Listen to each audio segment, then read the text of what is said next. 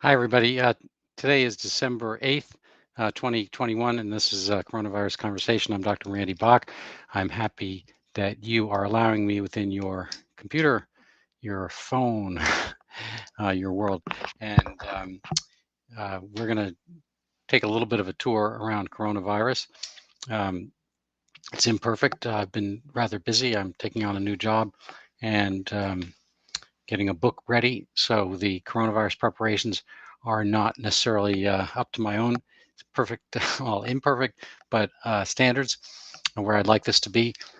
So please take that in stride. I did spend some time kind of reviewing and researching some of these things, but not perfectly fully. So you might have to carry on some of the aspects yourself over time. Um, what's new in the world of COVID? Well, on a personal basis, it seems like we're living a little bit in, I don't know, is it Alice in Wonderland through the looking glass?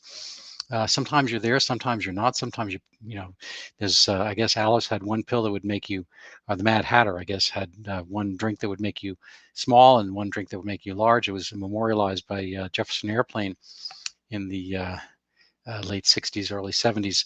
And Grace Slick, she took Alice in Wonderland and made it psychedelic. It sometimes feels that way, that we're entering a world where there are tacit agreements. There's, winks, nods, understanding or not.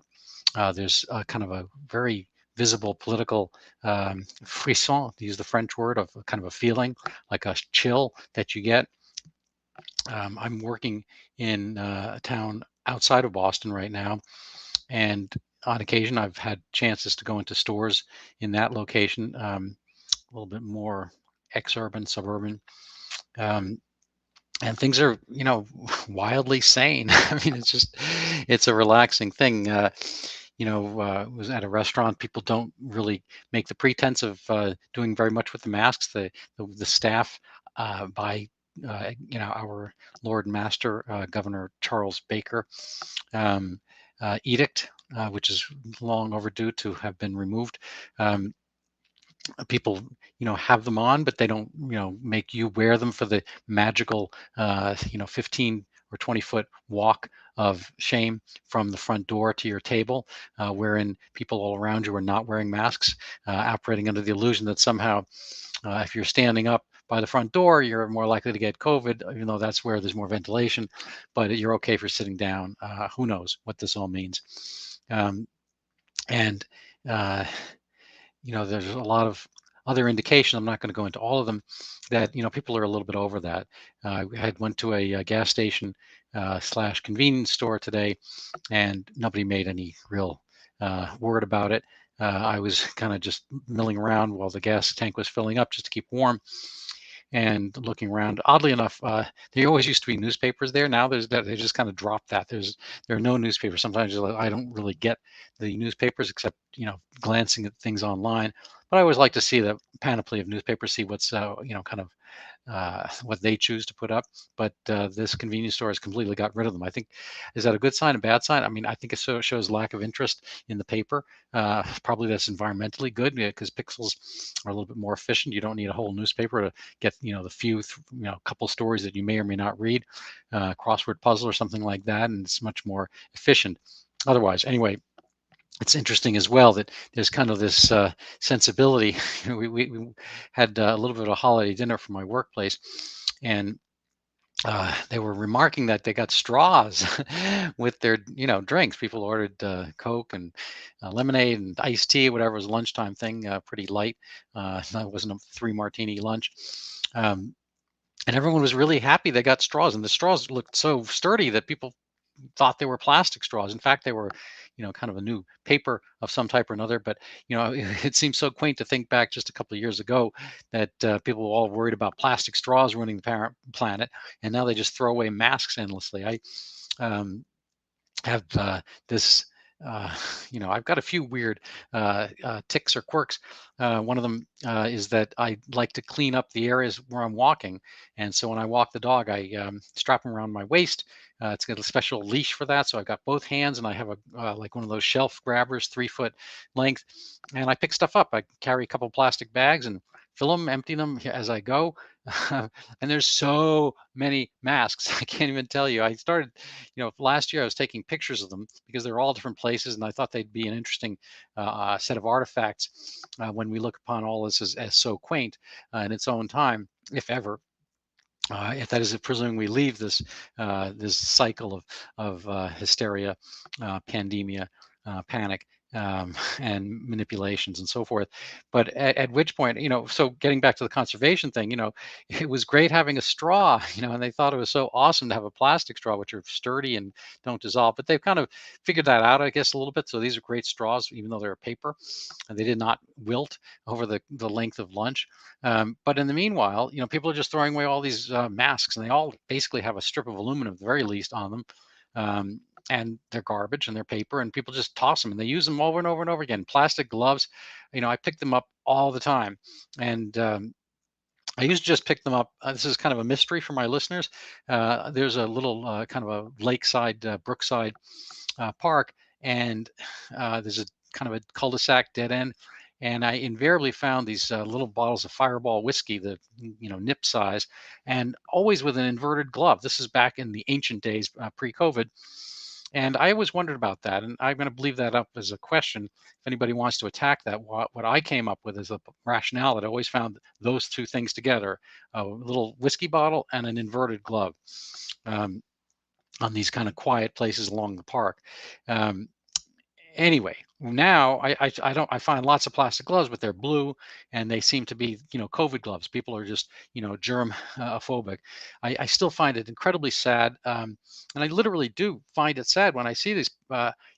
Today on this walkway, Parkside Riverside walk, kind of a grandmother type. She's probably 55, 60, and two young kids, and the two young kids are wearing masks. She's not; they are.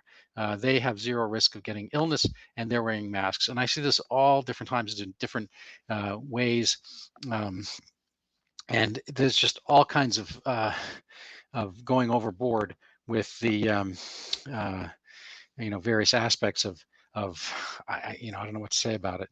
Overkill.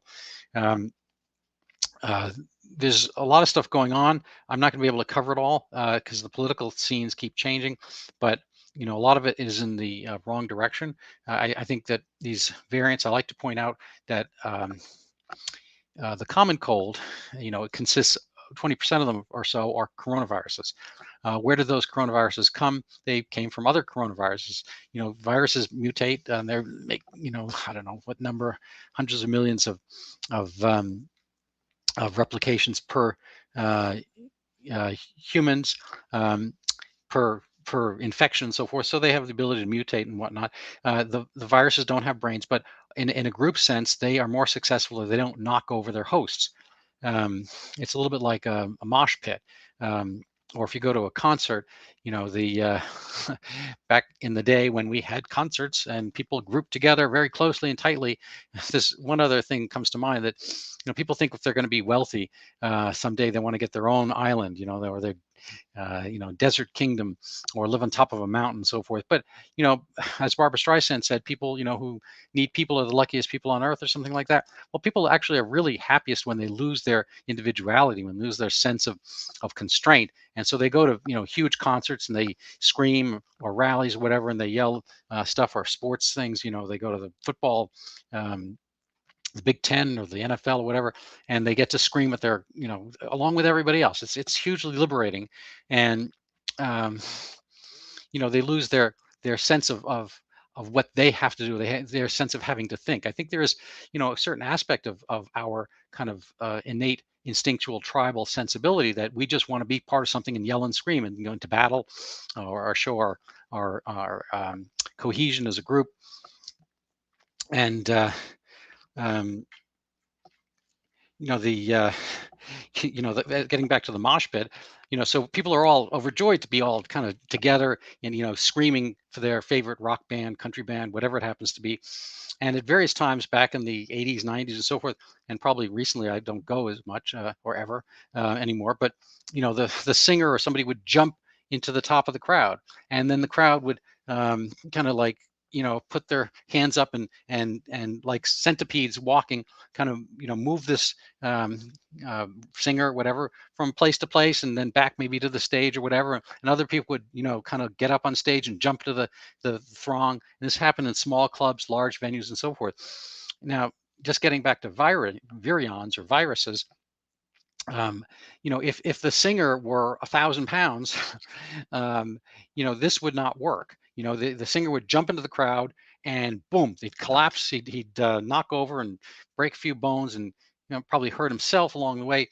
And everybody who was going to be transporting him around the audience would be crushed. This would not be a successful, whatever the term of art is, mosh pit transportation, moshportation for the singer or the band or the crowd or anything like that. So it's not helpful for the singer to outweigh the ability of the audience to carry him. A singer that's too light, on the other hand, I don't know, he might get lost and fall through the cracks between people. So there's kind of a right size, 150 pounds to 200 pound, whatever the number is, 100 pound singer can get moved very easily and then get back on stage or whatever. Think about viruses now. Your coronavirus does that. The common colds, the adenovirus, the rhinovirus, and so forth, they're able to kind of get onto a crowd similarly and then pass from person to person to person to person, and they don't really do much damage to the ones who are carrying it, and then they get back up or they're back to their same place. Now, along the way, they do certain mutations, which the singers don't. Crowd surfing. There you go. Thank you, Susan. So there's the term of art, crowd surfing. So viruses crowd surf us. And if the virion is so deadly, like Ebola or something like that, or anthrax, whatever, then I think anthrax is a bacterium, but then it's just going to knock you out, and it's kind of just obliterate like an asteroid or meteor or something like hitting, and that's that. It's a lot of damage, but it doesn't really transmit. And maybe more like an anvil, like Wile E. Coyote gets from the Roadrunner, or something like that. Boom, splat. So that's the common cold type of virion ultimately. So there are stronger virions that have hosts, and they don't necessarily have to worry about the crowd surfing aspect because they have a place to go back to. So the original SARS 2003, that's a bat virus, and bats and humans don't really interact that much or that well, but supposedly at the wet markets or whatever, or maybe there's some other malfeasant aspect, there was an intersection where people wound up eating bats, or maybe they got them raw and so forth, and they contracted it. So like influenza, which exists with a host, a reservoir, in pigs, for instance, in China, they bring the pigs in the winter. That can be a somewhat stronger virus for humans and knock them out a little bit more because they have someplace to go back to and incubate.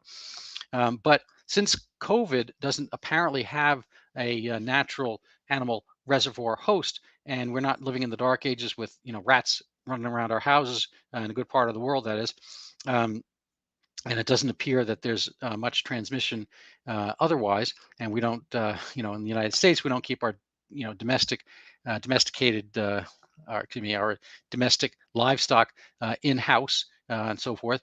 I suppose there's a possibility for our domestic pets to have it and transmit it, but they don't necessarily transmit amongst themselves. They don't herd. So the pigs herd and they pass amongst themselves, and then they come into the houses and so forth. But we don't really herd our dogs and cats in the same way. I mean, there are some dogs on a dog run here and there, but it's not the same thing. So, my point here is that coronavirus at some point is going to have to choose what it is, and it doesn't really choose, but it's more of a population interaction effect with us, their host. And since coronaviruses already have become common colds by virtue of presumably attenuating, and they might have started as pangolin or bat or giraffe or who knows what viruses that somehow got moved over into the human sphere.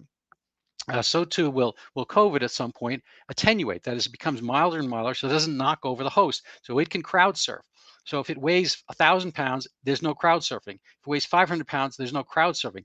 That's what happened originally. But it can, it can cause damage if there is someplace else in the, backstage where more of these 500-pound singers can hang out because they're being maintained and sustained elsewhere, and then they can keep jumping into the crowd, and they can do various kind of like craters, like a meteorite or something like that. But that winds up stopping once we figure out how to stay away from the host. So that's a little kind of, I think that's my version of viruses 101. So I don't think, as we go through the Greek alphabet, mind you, skipping new because it sounds like new, N-E-W, skipping the Greek letter chi, which looks like our, kind of Roman letter, transliteration of the Chinese pictogram for our dear Chinese leader. So we went to Omicron, however you might pronounce that, which anagrammatizes to moronic, as we pointed out last week. So this is going almost ipso facto. QED naturally turn out to be less severe than previous versions. Now, speaking to the vaccine aspect, the vaccine is somewhat of an irrelevancy, and it will become more so over time for a couple different reasons. One is that since the virus is self-attenuating to a milder version with each iteration, with each generation, you don't need a vaccine as much. Number two, the crowd that is potentially susceptible to it is skewing younger and younger as more of the oldsters around the world are getting vaccinated, preferentially by virtue of edicts and their own individual personal preferences and so forth. And young people don't get that sick to begin with, so it's going to wind up being less of a thing. So the people for whom it would be more serious, they're protected for the most part, and or isolated, and or they're doing super masking kind of like personal protection aspects. So they're self-sequestering in one way or another, either immunologically or socially, from the virus. And so that is going to leave, less damage, and that is pretty much what's been happening. I think we keep, kind of misconstruing these, again, purposefully in a large part, misconstruing what's going on for political ends based on people's desire and love for control. And I would be lying if I didn't wish that I could control some aspects of this. But that doesn't seem to be the case. So you're going to have to, go by what you hear, see, and read, and try to keep digging and so forth. I hope that made some sense. So the conclusion that I would have is that Omicron is probably less virulent, less damaging in kind of a personal way than the previous. It may be just as contagious because they're all, frankly, every single one of these coronaviruses are almost essentially precisely the same size, which is like less than a micron, and it goes through masks and so forth. And virus is gonna virus, and these kind of cold viruses, obviously, as we've seen with other cold viruses, are very good from passing from person to person with sneeze and whatnot, aerosol, and they do a little bit more in the winter than the summer because of closed windows and recycled air. But I don't think it's really warranting all the kind of extra, we'll call them, communistic kind of controls that are being applied, where people are being regulated. Back in the Soviet Union, you may not realize, but they had internal passports. So you might, be living in Uzbekistan doesn't mean you can go visit Moscow. You had a particular Uzbeki passport that was particular for that region, and that was that. And it's a little bit less well known that the Jews had their own passport, even though it wasn't tied to an area within the Soviet, so that their actions and travels would be restricted. So if you were a Jew living in St. Petersburg and you wanted to go to Murmansk or something like that, I don't know why you would. You would have to have basically a kind of an internal visa in order to do so. So this is an internal control. So if you think these things are going to happen only on the air flights at some point, no, they're not. Obviously, we've seen them already with restaurants, and at some point in a later date, they'll probably be used for travel. The EU, the European Union, is probably a European, it's probably ED, which also stands for erectile dysfunction, probably European disunion. At some point, because a lot of the preconceptions of we are kumbaya, one nation, open borders, all that kind of stuff, and we're going to have one currency, one this, one that, and we're going to share each other's woes and debts, and Germany's going to wind up paying for Greece's profligacy and whatnot. That was a kind of a part of the 90s and aughts or zeros, 2000s, and somewhat into the teens, the 2010s. But we might see less of that as we see the vulnerabilities of, kind of an open system like that. But not necessarily. I mean, I'm not sure they're all full vulnerabilities. I think there are issues with, migration. The Syrian migration that kind of passed all through Europe as soon as they were able to get into Bulgaria or Greece or whatever, or the bottom of Italy. Boom, they're all through Europe, and then they would just migrate to the place with the best kind of cash welfare benefits. So they're going to have some issues. We're going to probably go through some slides quickly in a little bit that may cover this in part, but there are distinct differences between the nation states, if they still are nation states within Europe, on how they are doing, not so much on the viral basis, but on how they're doing on the freedom basis. And we're going to talk a little bit about that. I hope that intro made some sense. I can't promise. Let's see. I need my glasses. I'm going to try to put up some other screens here. And let's see. Um, all right, so we're going to just kind of go quickly around the world here. Let me just share this window, and I'm going to Okay. Give me just a second. I apologize. So I'm going to share this window here. This is an article from 2015. If you can see it here, a SARS-like cluster of circulating bat coronaviruses show potential for human emergence. I think we covered this briefly last week. Ralph Baric, he's kind of in prominence right now. He's in North Carolina, and Zhengli Shi is in Wuhan. And these were the major writers of this article. And they had a lot of social, intellectual intercourse over coronavirus, SARS-1. And then this is all about the gain of function and how much we knew and how much we were involved as a country. And we kind of outsourced. I think it was called rendition when they did it with terrorists or terrorist suspects through the quote unquote war on terror. They did renditions to third countries where they could interrogate the suspects in a more vigorous fashion. So they outsourced the waterboarding and so forth to Egypt and other places where those things are a little, less observed on a press basis. This is an interesting question about Wuhan. Is why Ralph Baric from the North Carolina, I forget what federal facility is called, but that's basically our Wuhan Institute of Virology. We have one here, and there's a lot of interest, and kind of the conspiracy people are curious, about the way the patents have come out, and I think you should follow this name here. So I'll make it a little bit bigger so you can see, and you can come to the article later. I'll try to put a link to it, and just follow the traces of what's been happening with these vaccines and why the vaccines are pushed as hard as they are. One of the things about HCQ, hydroxychloroquine, and/or ivermectin, is that they are, I believe they're both. I'm pretty sure HCQ is off patent, and ivermectin's already been invented, and whoever owns the patents to it owns it for valid antibiotic, antiparasitic reasons. But these new Wuhan, Wuhan virus, SARS-2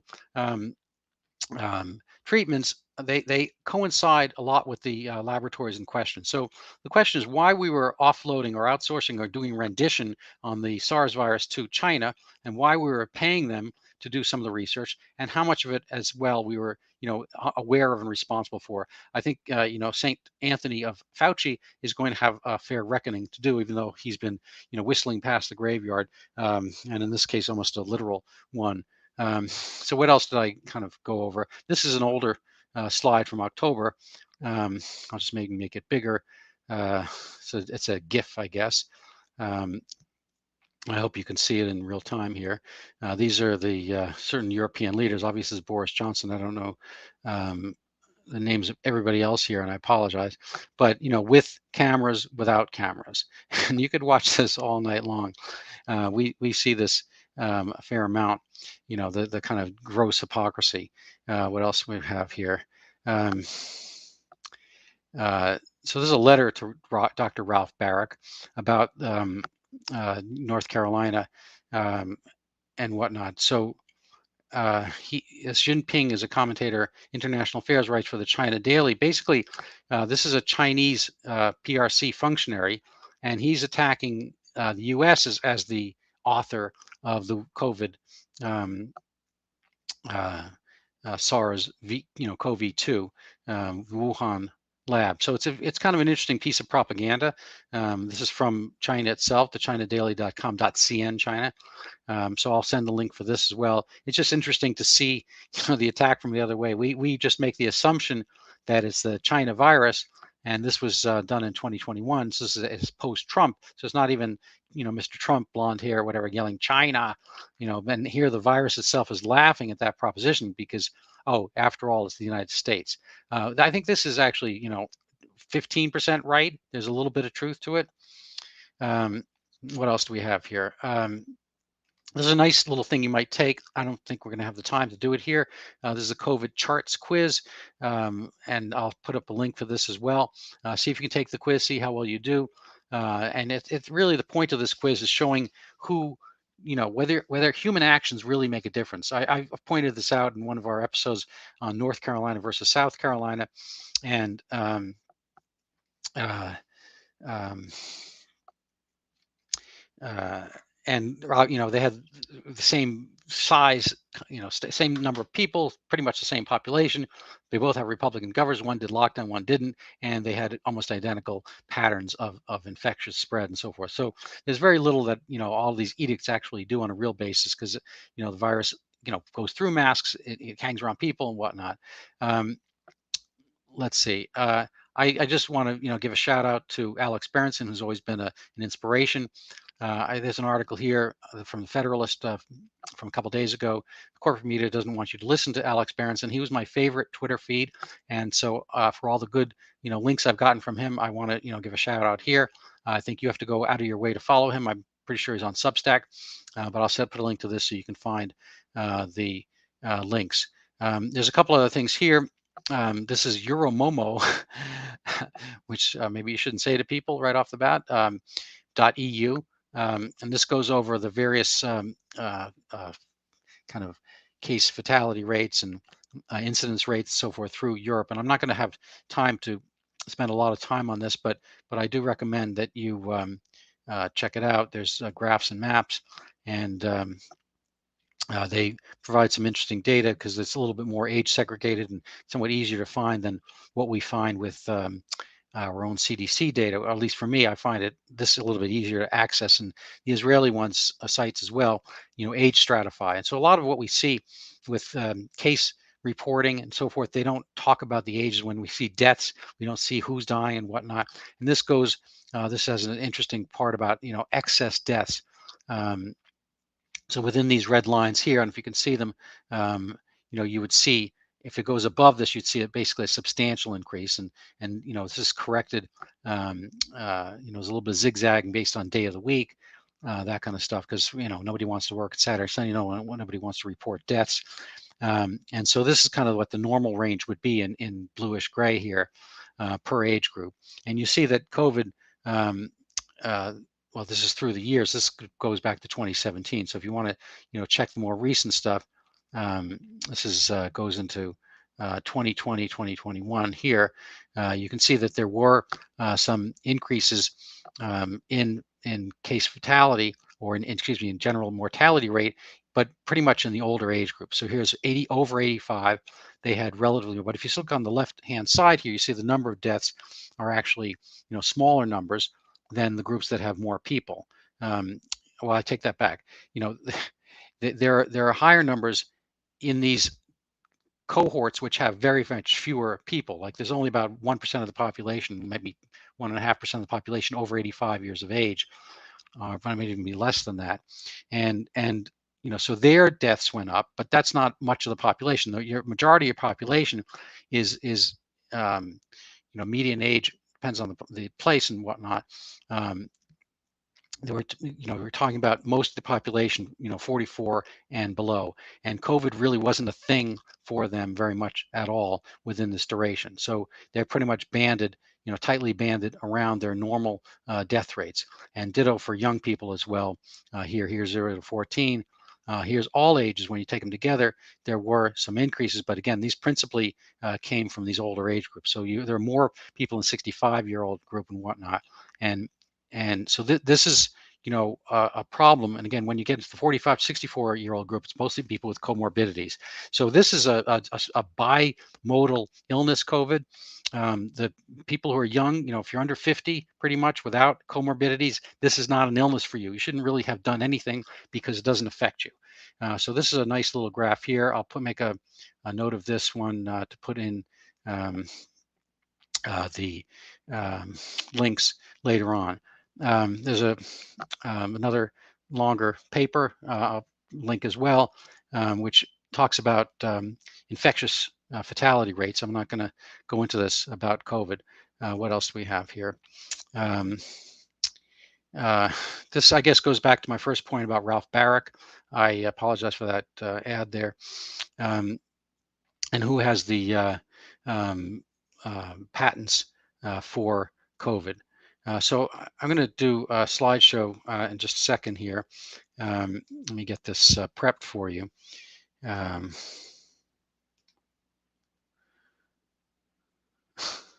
And these are not in perfect order. I apologize. Let's see what the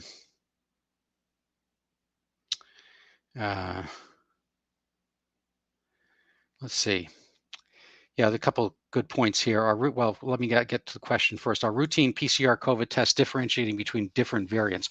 No, they're not. They're just positive and negative. And this is, again, part of the problem with forcing the vaccine on people now, because the variants have moved down the line.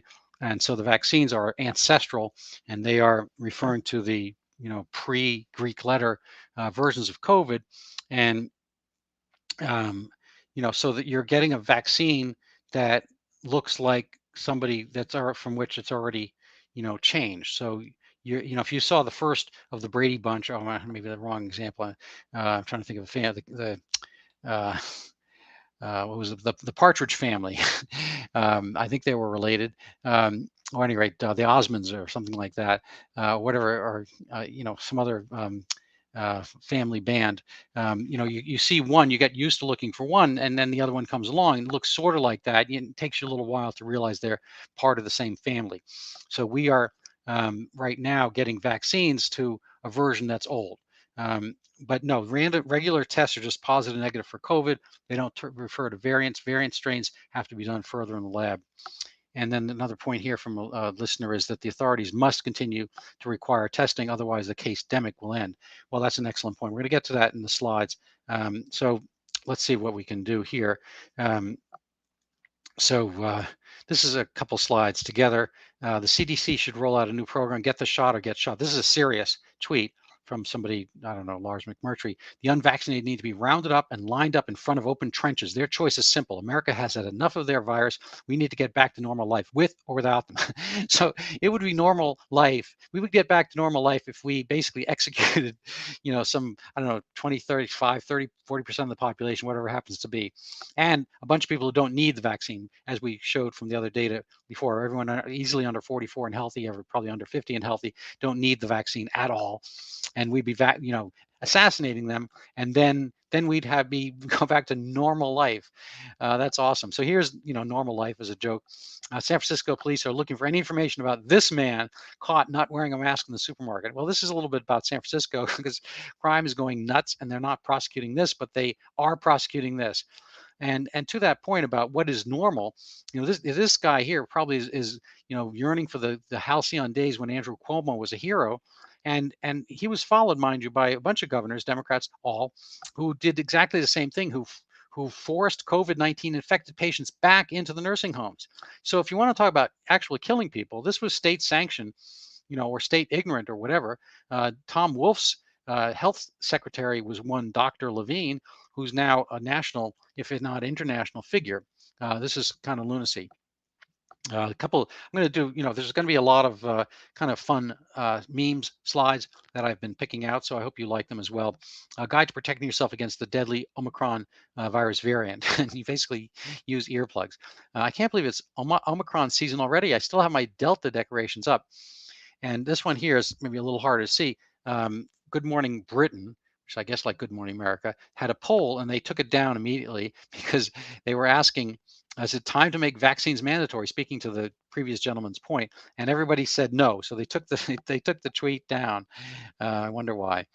This is from a session I was at pandata.org, and it's a complicated slide. I'm not going to go into it deeply. Maybe this next slide would be a little bit easier to figure out. Whoops. These are, this is a log scale of year 2021 deaths adjusted for, oops, year 2020 deaths. So this year over previous year, and the data is by months and by age group. So in the young age group, there's not really much change at all, vaccine, no vaccine, and all these age groups. Even amongst the oldsters, there's not that much benefit in mortality. Does not really seem to make much of a difference. So we're forging ahead with vaccine, but again, we're doing it for a strain that has already left. There was 5-6 strains ago, or maybe more. So we're vaccinating everybody to that ancestral one, which is not around, and the benefits are not really that marked. This is a complicated slide, but these are by age groups also. So that goes down this way, young, 0 to 14, 15 to 44, 45 to 64, et cetera. The blue is good. So this is saving lives. And this is these are days after a vaccine. And I think these are each data point is a week. So 7 days here. So for the older people, there is a benefit, a short-term multi-month benefit and reduction of mortality with vaccine. So I'll repeat that. So actually, this is even age 15 to 44, but so in all the age groups except for kids, no benefit at all. There is apparently some diminished mortality in the young, in post-vaccination. It doesn't really matter so much in this group because the numbers are so low. They're vanishingly small number of fatalities in general. But in the ages where people did have some fatality from COVID, they do get benefit. But after that, it's back up. It's kind of like it's a little bit like an iceberg. Here's the ocean, and here's the iceberg. It grows back up again. So either that wears off, or people are dying from other reasons, or I don't know. I can't really tell you. But there is probably some actual effect from the vaccines early on, but it's not long lasting. That was just some notes I made. Another point was kind of the forest fire effect that we should actually be seeing fewer deaths this year than last year because a lot of the dry tinder had burned early on. So people were more feeble, more susceptible to dying from COVID would already have died. Just as a kind of a getting back to the previous slide, the age group, the COVID-19 infectious fatality rate is vanishingly low in young people, and it gets a little bit higher as you age. This is, I think, the estimated average vaccine fatality rate, a VFR, and it's also low in these age groups, but you see it's somewhat similar in the lower age groups to the virus itself. So for these groups, you're not necessarily getting any benefit by being vaccinated, which has its own risks. And if you've already had the COVID in the first place, and in these age groups, which are, I think, larger and larger fractions of our population have, then there's very little point to it. There is a differential if you're 85 plus. Even if the vaccine has some risk for you, you have more risk from the virus. So this is virus vaccine. And so I think this is something to take to heart. And again, you're old, go for it. Want double boosters, triple boosters. You don't have that much long term, so forth. There's some danger from the vaccine, but it's less than the virus if you're old. If you're young, it's the other way around and or meaningless. So getting back to Alex Berenson, this is a quote from the article I just showed you. They overpromised. They were caught. He's talking about experts and public health officials, scientists. They were caught short by what happened in the summer in Israel and what is happening everywhere else. And so they need to admit that they have essentially no credibility left with a lot of population. I'm not going to read the whole thing, but basically, he's either right or he's wrong. but he shouldn't be censored either way. If you have an idea, put it out there, and if the idea is wrong, prove it's wrong. If it's not wrong, don't shut people up. So I'm going to go into slide fest here. This may make some sense as together, maybe not. This is apparently an actual saying, a quote from Canada's Prime Minister Trudeau the second. You're going to be able to get your vaccine as soon as you turn 5. I know you're excited. I know you're eager. He was talking to kids, I guess in a TV presentation or something like that. This is craziness, as we've seen above. This is mainstream media. The light should, be on. In this case, it could be almost anything you imagine, but in the wealthy elite who rape children on, Epstein's Island, but instead they're looking at the Omicron variant. So, there's a little bit of distraction. A lot of the news is by omission. What things get emphasized, and you don't think about other things that are not. And so, a guy I follow here on Twitter, at this point, I'd feel more comfortable if COVID hosted a press conference on how to protect us from the government. So that takes a little bit of thought there, but I essentially agree. The government has more intrusions and more danger potentially than a virus which affects the elderly, who are, guess what, elderly. So this is from the Wall Street Journal. This is a nasal swab.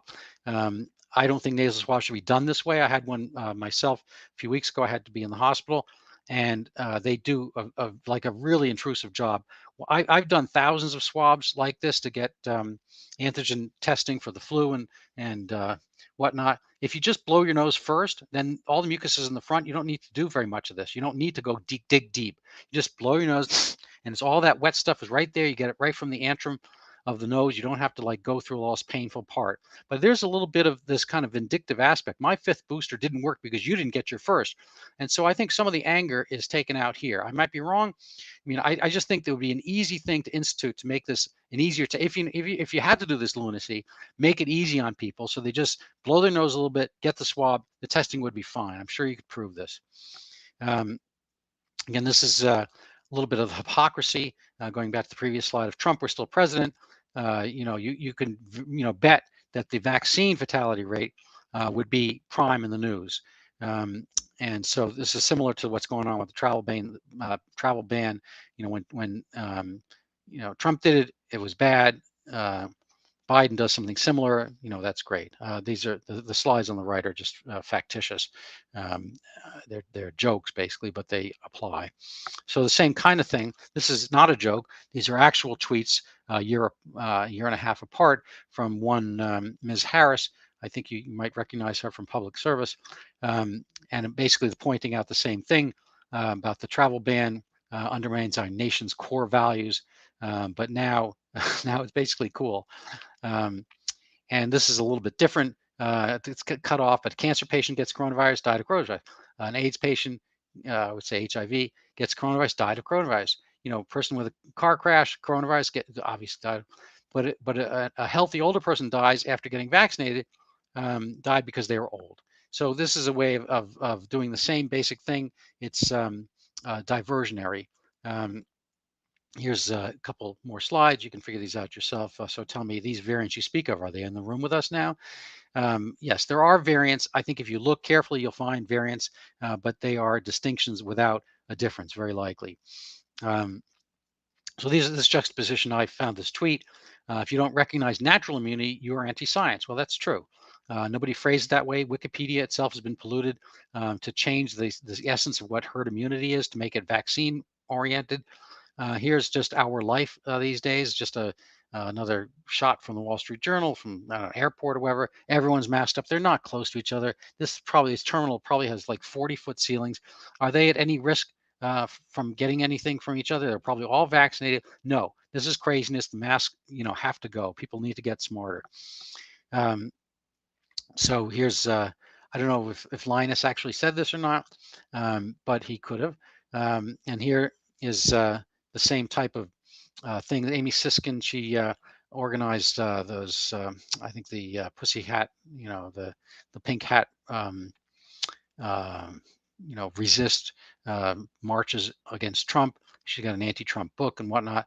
I don't know if she's a journalist or an activist or whatever, but basically same thing as Ms. Harris. The same dates. Trump is trying to kill us with a vaccine, and now she loves the vaccine just because the president's changed, although the vaccine was developed in the Trump administration.